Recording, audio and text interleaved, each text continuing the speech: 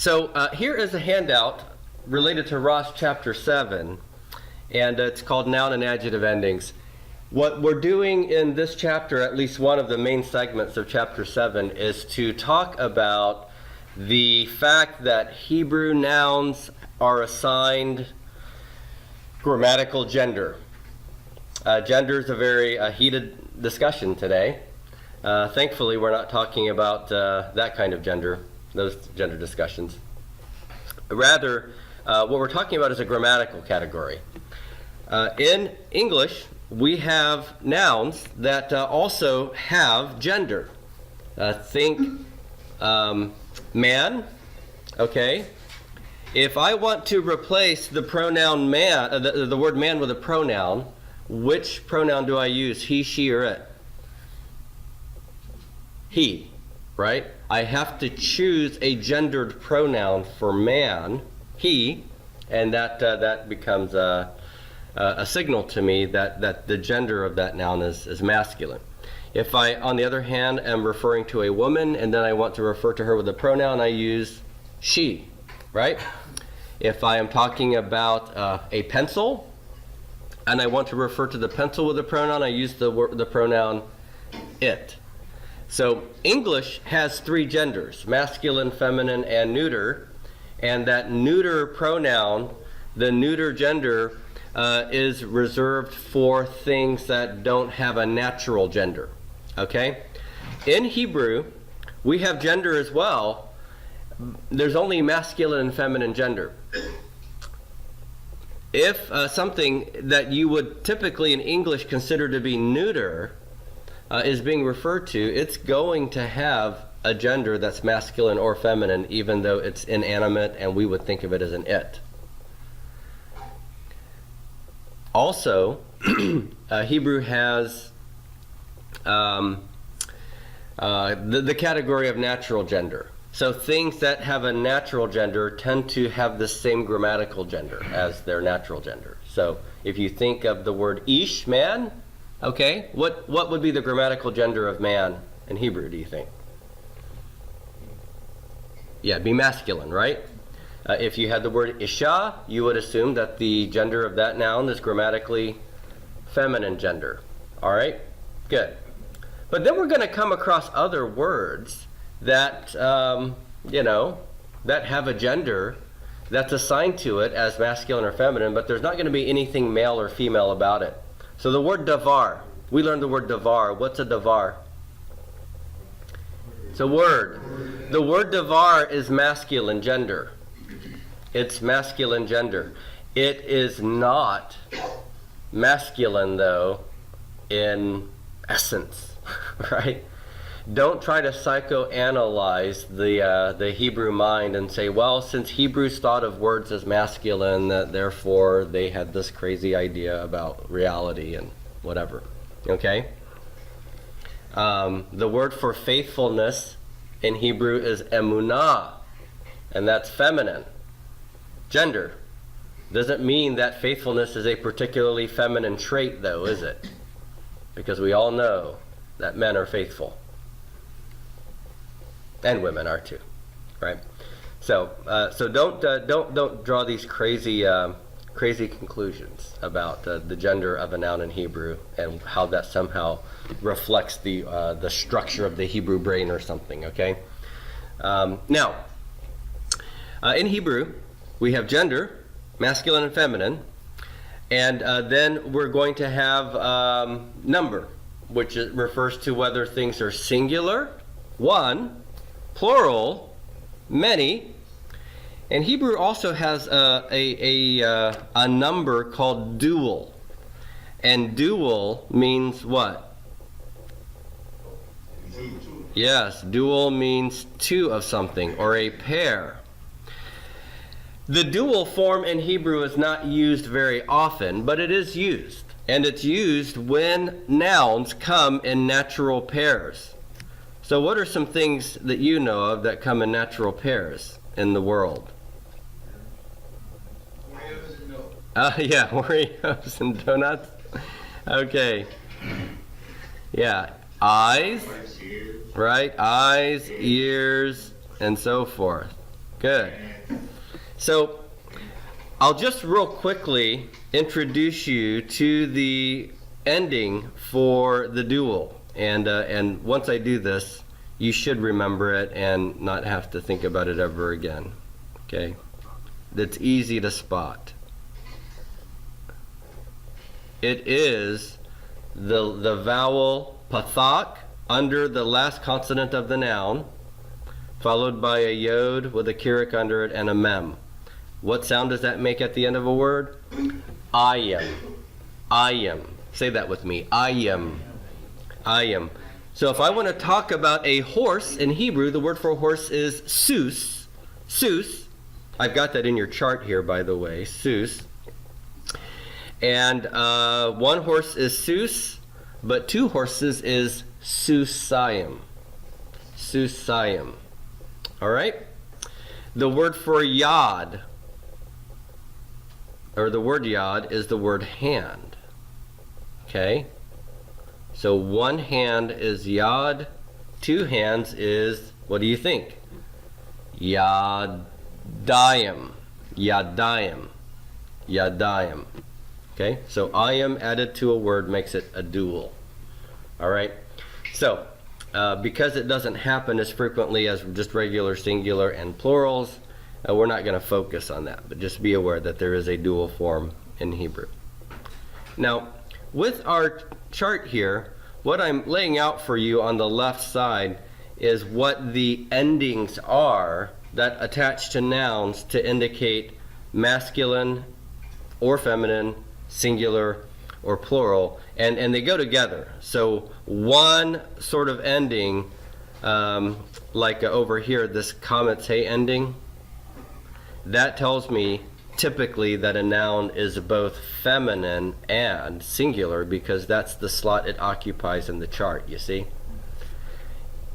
On the other hand, if I have the ending eem, then that's telling me that the noun that the eem is attached to is typically masculine and plural. Okay? So you see how the chart works. Let's explain the chart here. I'll get rid of all the extra strokes here. In English, by the way, we use endings to also signal whether something's singular or plural, don't we? In English, if something is singular, okay, my ending is usually 0. That's what the little circle with the slash means. If it's plural, then I'm going to add typically an S or an ES at the end of the noun, right? Cat has no ending. That's singular. Cats with an S at the end, plural. All right?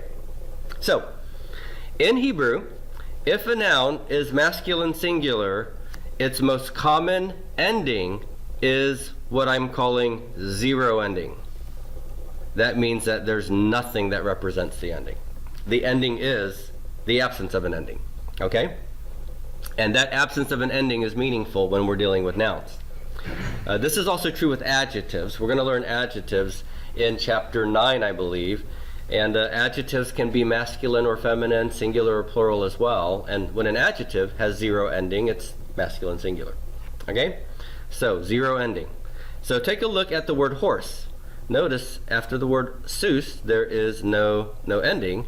So this is one male horse. Okay? Sus, horse. If we go over to the right, we get the masculine and plural ending. And here, I'm taking the word sus and I'm adding eem to the end of it. Okay? So notice here that the kirik right there, this is all underneath a line, okay? A horizontal line. That horizontal line represents the words of a noun, okay? The kirik is going to go directly below the consonant that ends the noun without the ending, okay? So if I go from sus to susim, then it's this final somic here that is going to get the kirik underneath it, right there, and then the yod of kirik yod has to go to the left of it, you see? And the reason I'm pointing this out, this may seem obvious to you. I hope it is. But I, on occasion, will have some students that say, okay, I'm supposed to add "im" to a word to make it masculine plural. So I've got this word sus over here. And so I'm going to add "im" just like this. Now can you see what's wrong with that? Exactly. The vowel has to go with the consonant, right? This consonant has no vowel, and this vowel has no consonant, right? You need to squish them together, okay? These are not boys and girls in first grade that don't want to sit next to each other on the bus.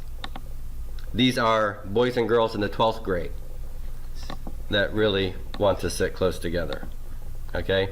So we need to slide the "im" over and put it where it belongs, okay? Get that kirik under the samik, the yod to the left of it. So susim. Okay, does that make sense? We all good with that? Okay.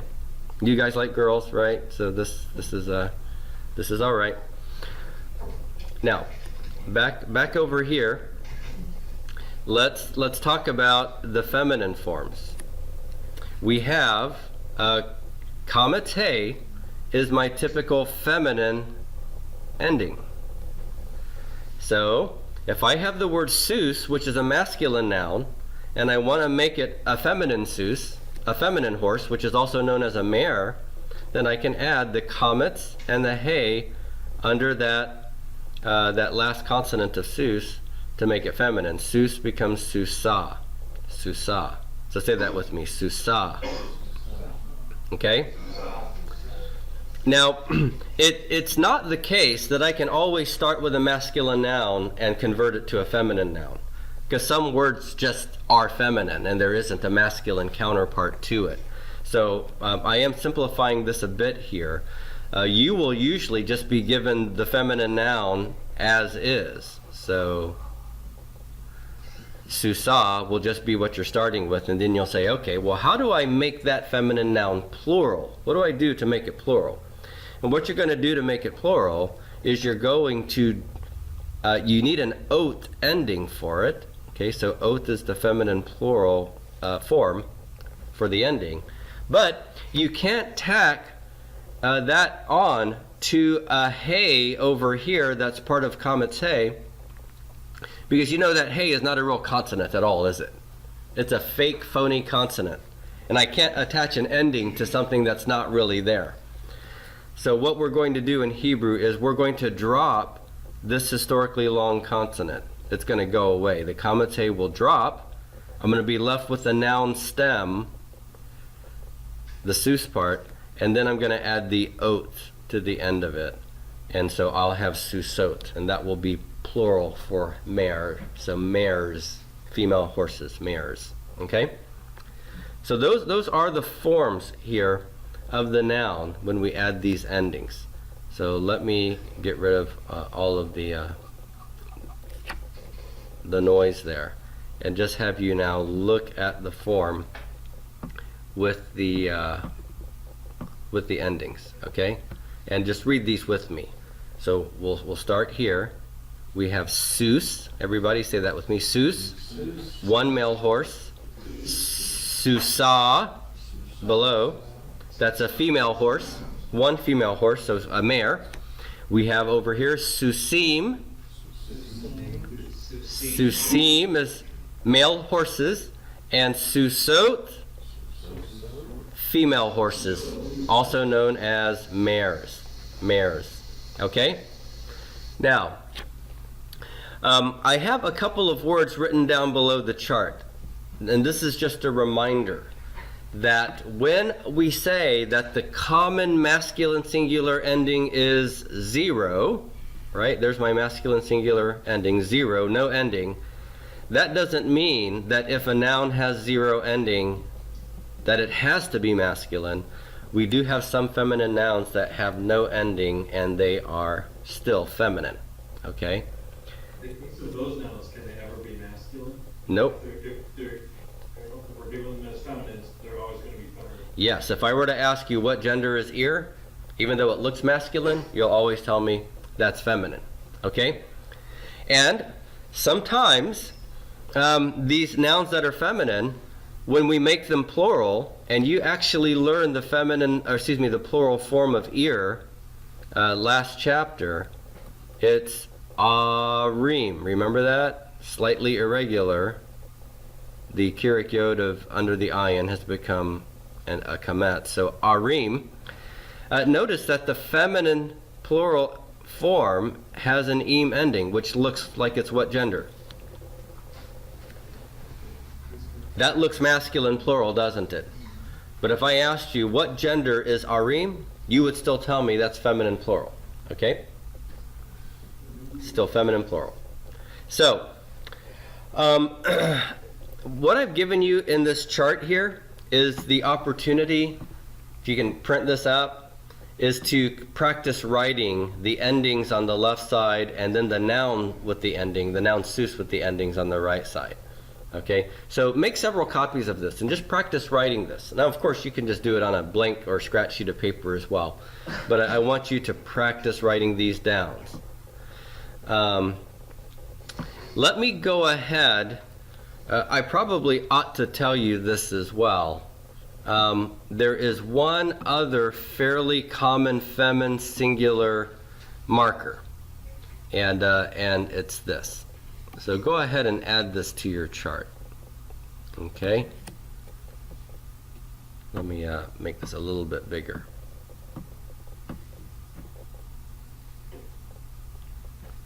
Kamete is the most common. The second most common feminine singular ending is a final tav. Okay? A final tav in a word will frequently mark it as feminine singular.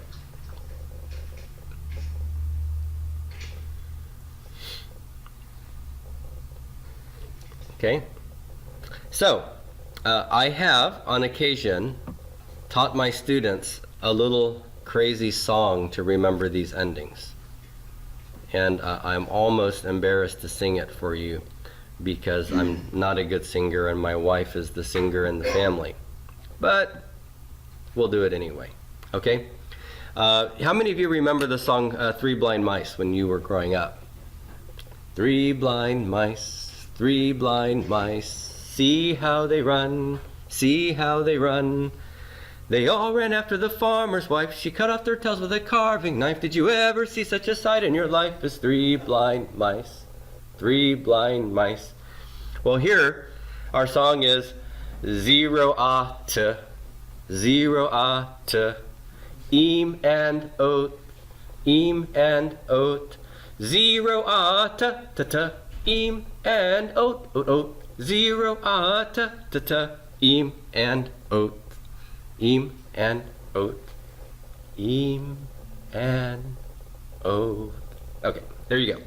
So, 3 blind mice. You can remember that song, right? 0 to im and ot. Okay? There you go. Don't ever ask me to do that again. Is that available on iTunes? Ah, yes. Coming to an iTunes store near you. All right.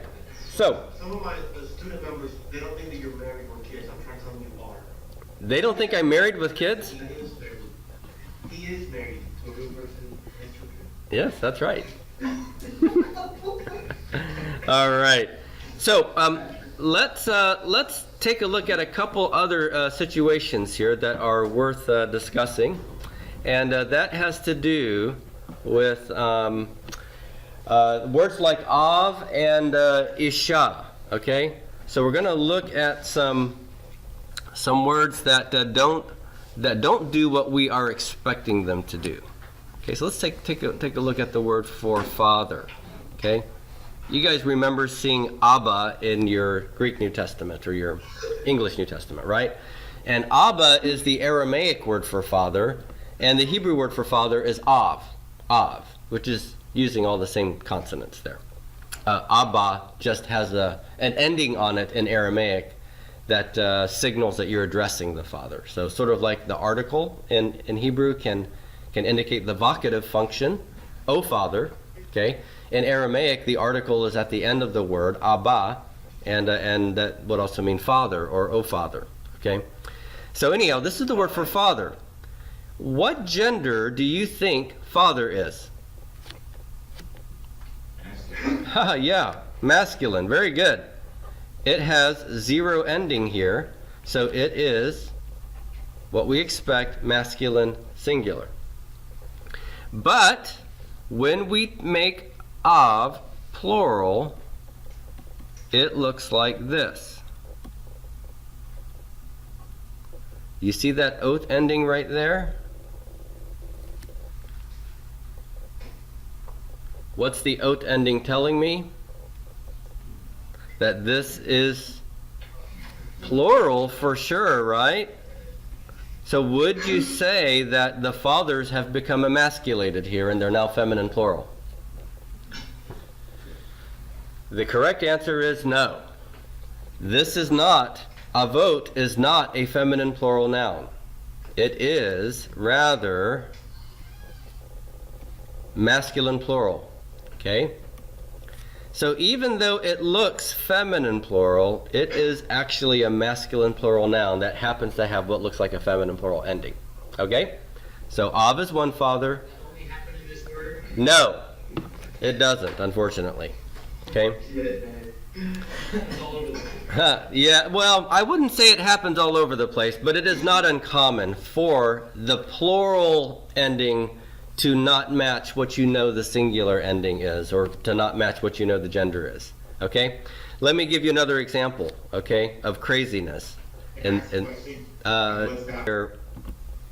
We have the same problem with the word Isha. It's not really a problem, it's just that we have sort of normal things and then things that are just outside the norm. Isha, oops, I wrote the wrong word here. That's ish. Let's get rid of that.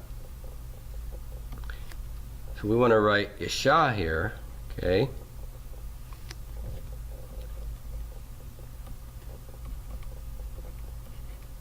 So there's a dagesh forte in there.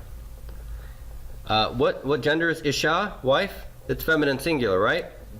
But in our last chapter, we learned how to say wives or women, and it is na shim. Now, which gender do you associate the im ending with right here? That's the masculine plural ending, right?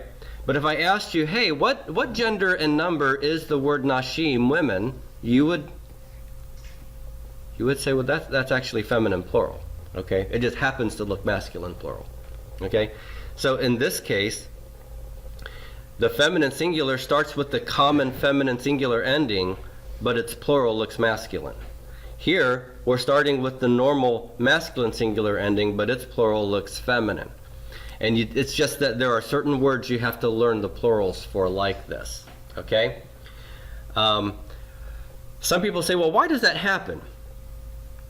And the answer is, I don't know. The Hebrew mamas told us. But there is a principle in linguistics where usually the most irregular forms in a language are the forms that are used the most frequently.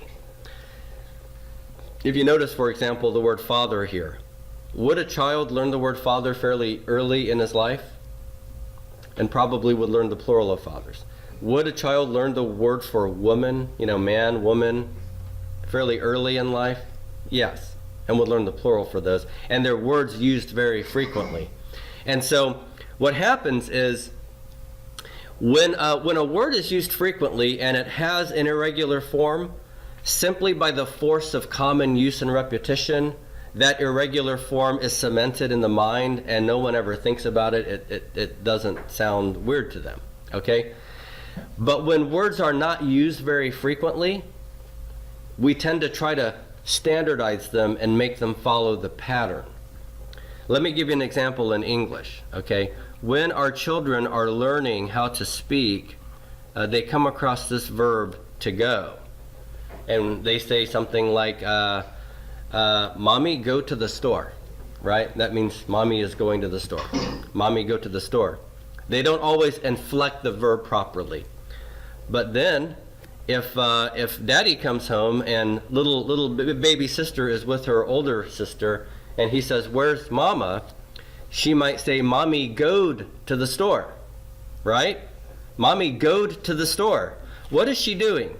She's applying a standard pattern to the verb, even though it's irregular.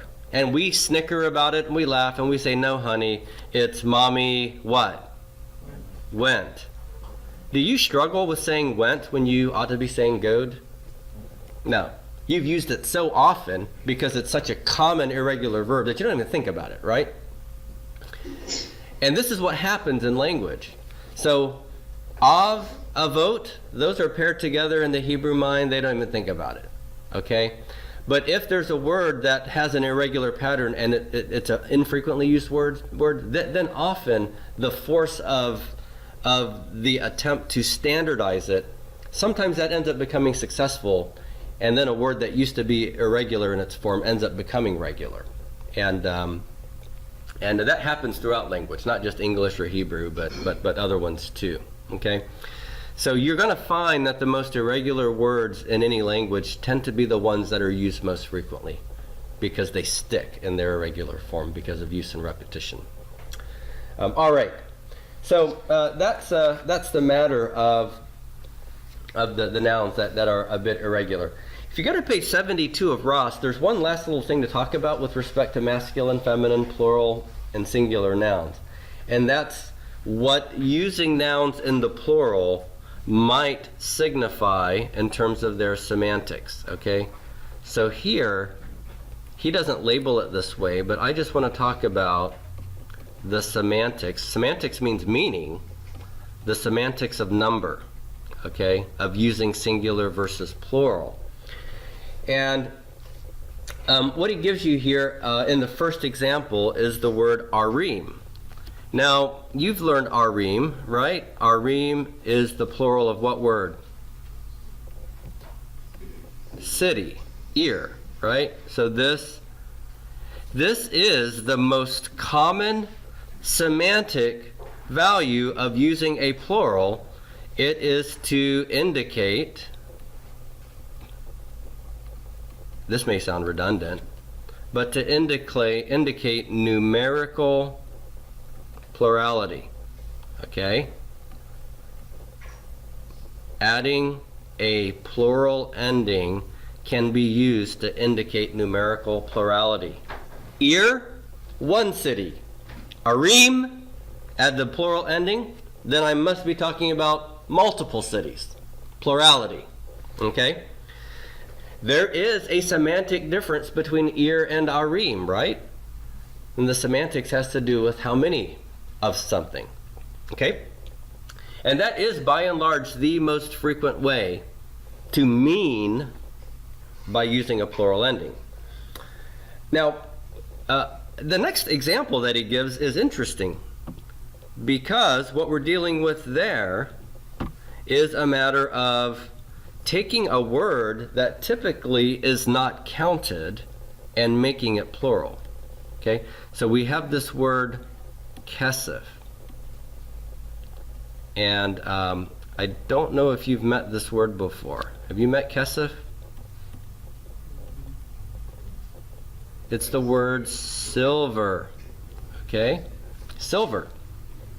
So would you expect to see the word silver in English pluralized? I have 3 silvers in my pocket. No. Silver really refers to a mass quantity. I don't mean like a massive quantity, but it's a mass noun. It's a noun that you think of just in terms of a certain mass of it, right? And we don't usually pluralize mass nouns. So kesef, silver, okay? But I can pluralize kesef, and I get the word that Ross gives us, which is kesafim. And when I pluralize a mass noun like this, I'm sorry, my little drawing thing here is being a little bit squirrely on me. Kusafim, what I'm doing is I'm taking this mass noun and by pluralizing it, I'm conceiving of it outside of its typical, state or situation and individuating what is normally not individuated. Okay?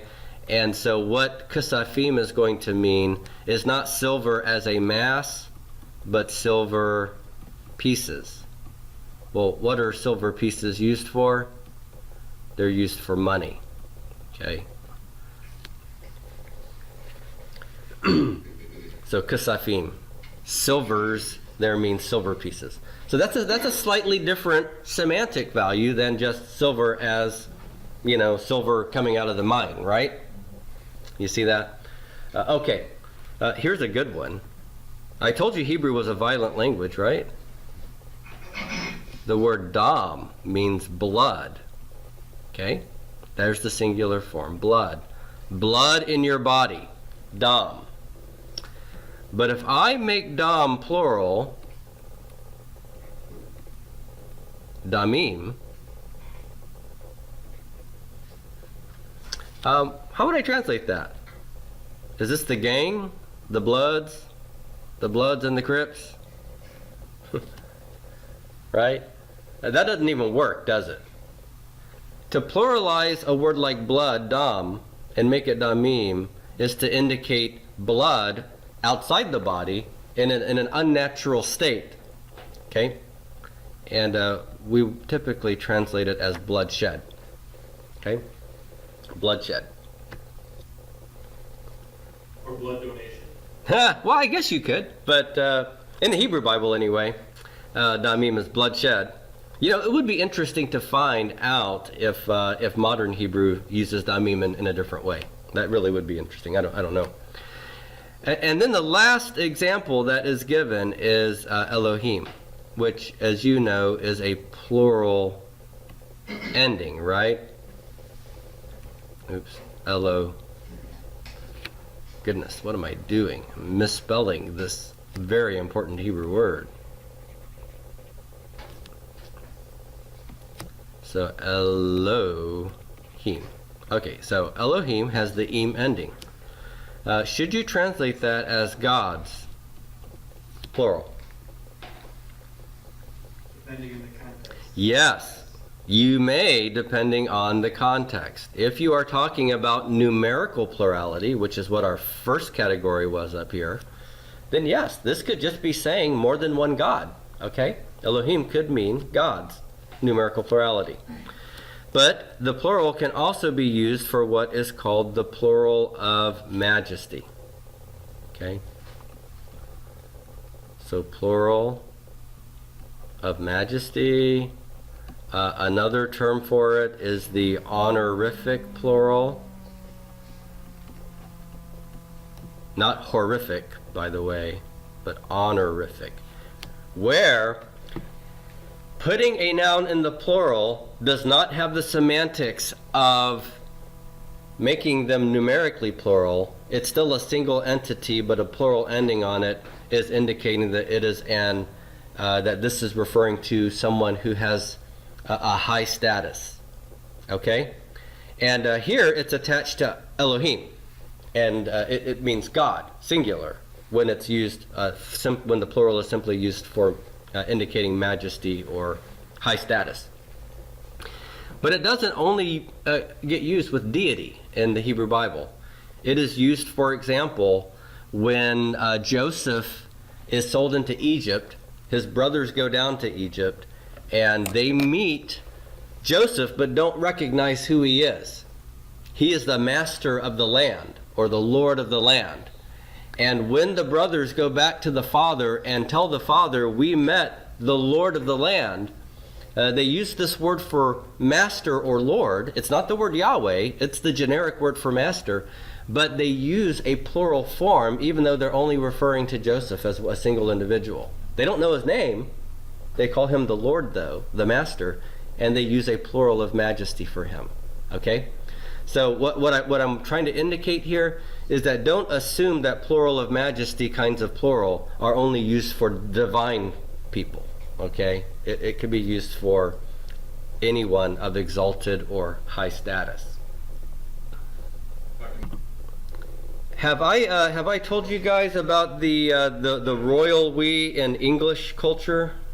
We talked about that before. Okay, it might have been another class within the last couple of weeks, but England uses something like a plural of majesty when the queen refers to herself. Okay, when you have an audience with the queen and the queen refers to herself, she doesn't say I, right? The queen, how does she refer to herself? She says we. Okay? We are going to Buckingham Palace now. That means I am. How are you? We are well.